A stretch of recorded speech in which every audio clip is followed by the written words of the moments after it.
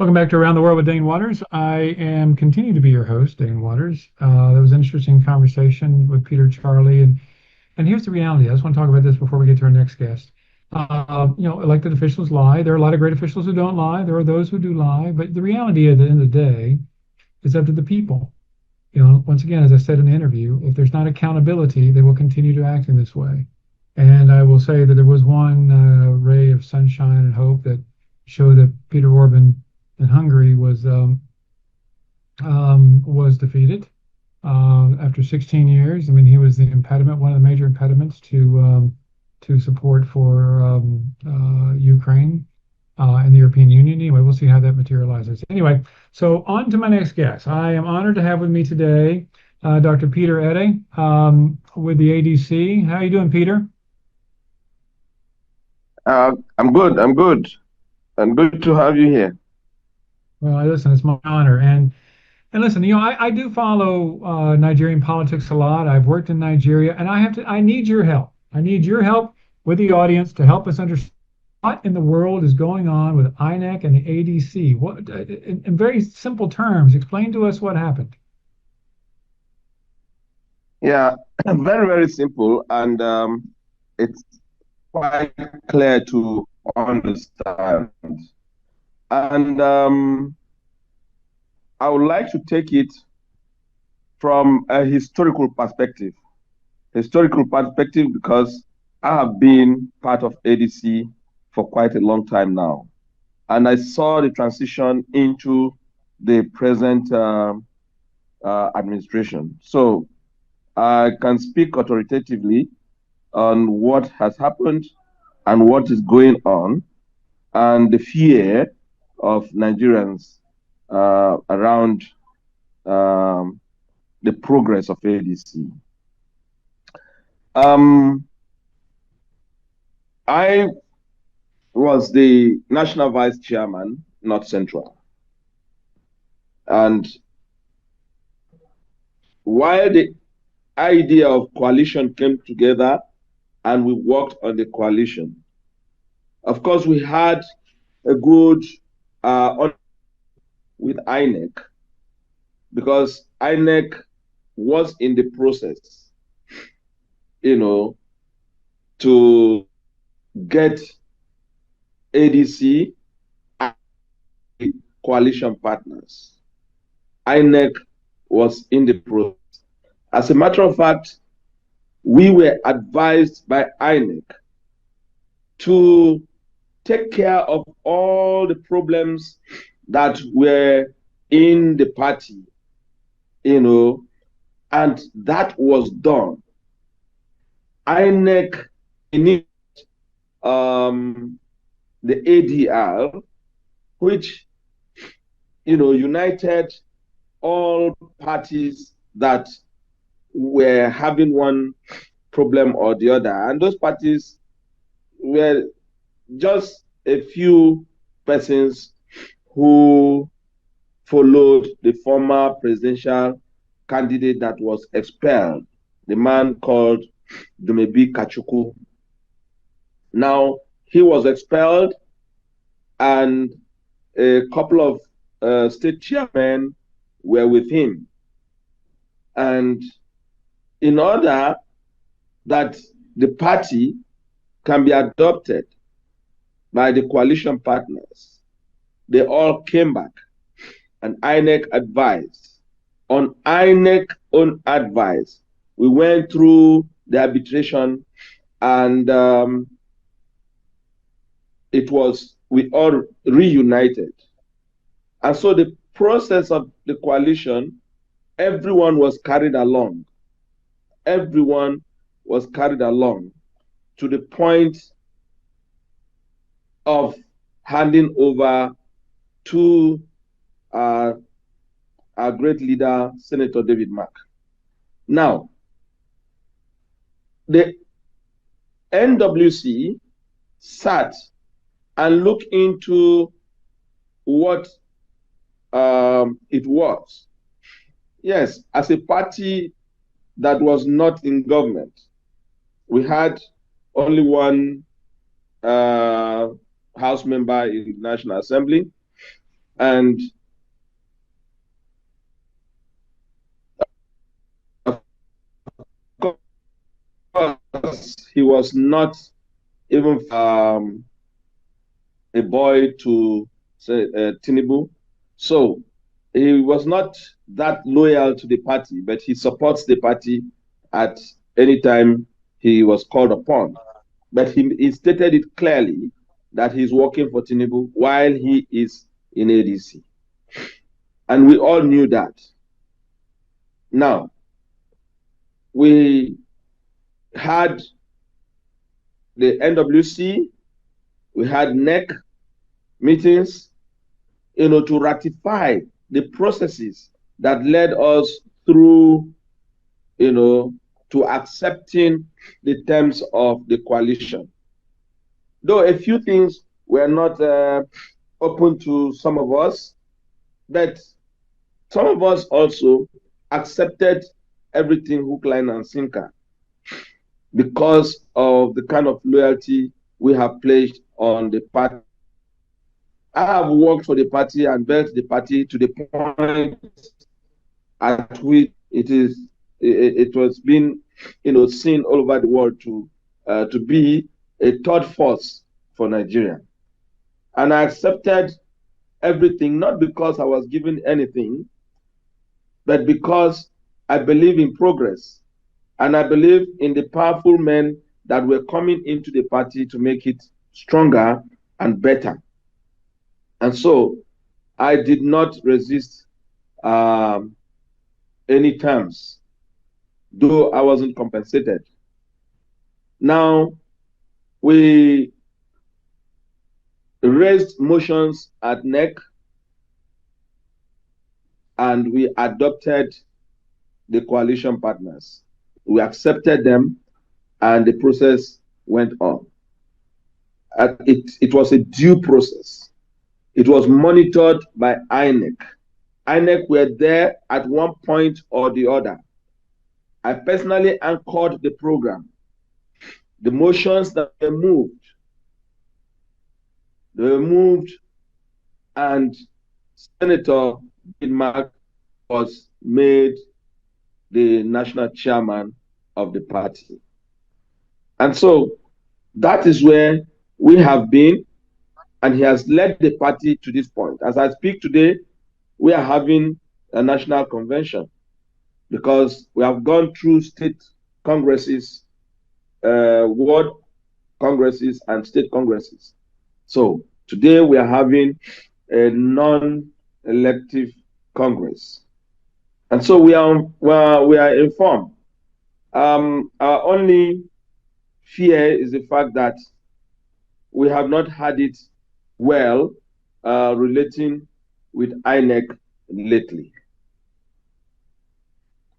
Okay, so help me understand. So the party, the ADC, is all the different, you're doing what you believe has been told to you to do by the INEC. You're following the rules and the procedures.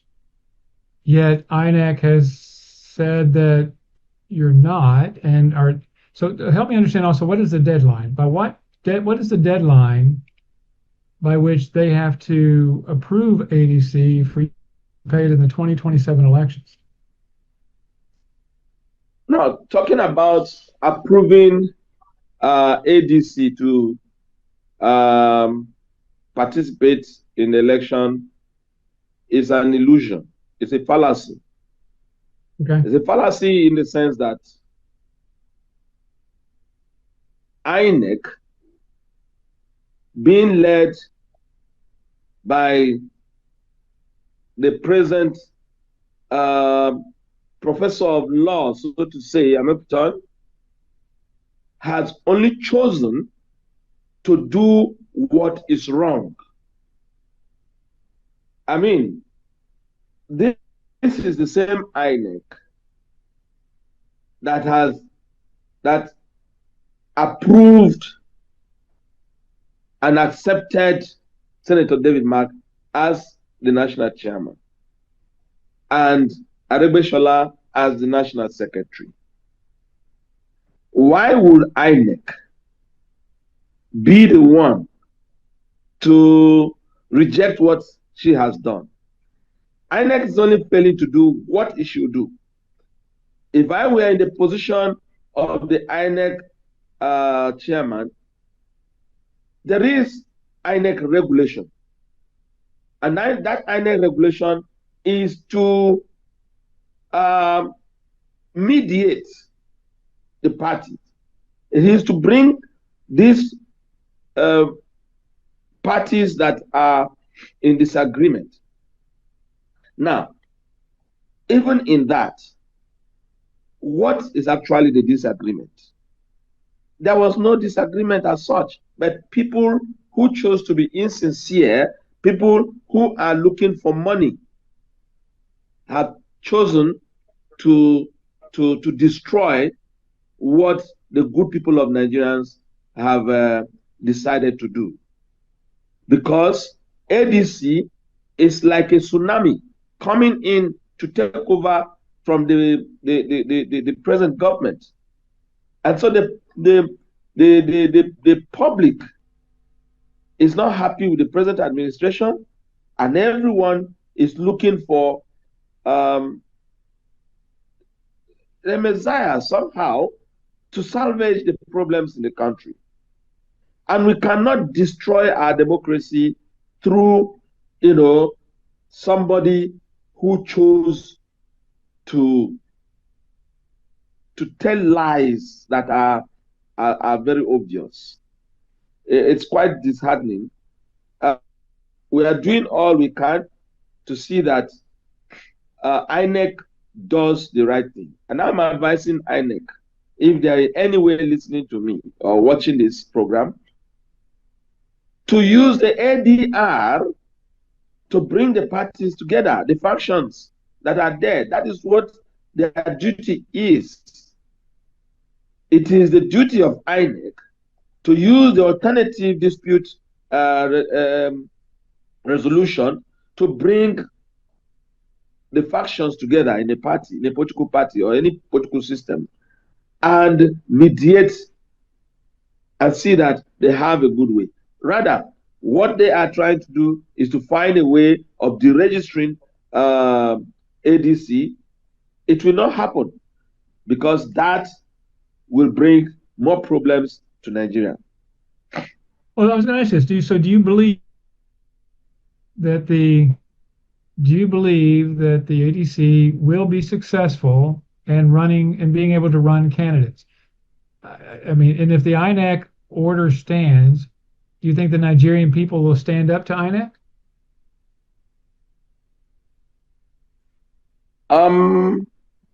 Now, let me get your point clearly. If INEC fails to do the right thing, definitely INEC has Nigerians to face. So if INEC does the right thing, if INEC does what is wrong, they have Nigerians to face. And if INEC does the right thing, it is credit to INEC. As a matter of fact, disregistering anything that would bring ADC out of 2027 election is destroying democracy in Nigeria. And that also automatically means that INEC can never be relied on, because INEC has made herself a stooge to the sitting government. And come to think of it.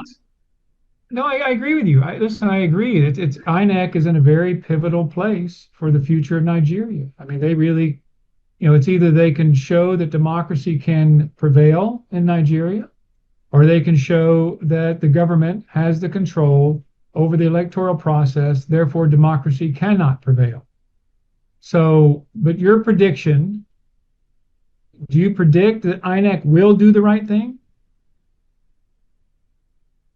Yeah, I am hopeful at this moment that with what is before me, INEC should do the right thing. But with the evil that is behind. I don't see them until this professor that is there as the INEC chairman is removed. If Tinubu is a true Democrat, then it is time for him to remove Ampiton as the INEC chairman. And I want to say this to the international body who protect the interests of democracy to equally look at it, that INEC is an institution to protect democracy by her actions, by being independent, by being very objective and giving to each his due. Even if INEC has the mind, I mean, it is not everybody in INEC that possibly like the Tinubu. It's not. And if they are having all the monies they give to them and all that, and they choose to act, there are some of them too who don't like what is going on. A lot of them don't like what is going on. But whereby you bring a leader, a corrupt leader, who do not mind what it is. And I would say this without any reservation, that if the professor of law, Ampiton, is someone who has gone through the legal system and knows what ADR is, that is what he would have instituted to look into what is going on. If he has any affiliation or any affection for the leadership, President Tinubu, it is his place to still protect the interests of this institution that he leads, and at the same time will go ahead to do the needful when it's time, and not to destroy, the system by showing it very clearly that he is out there, not for any other person. And we have not, and we will not accept it. We will resist it. And he cannot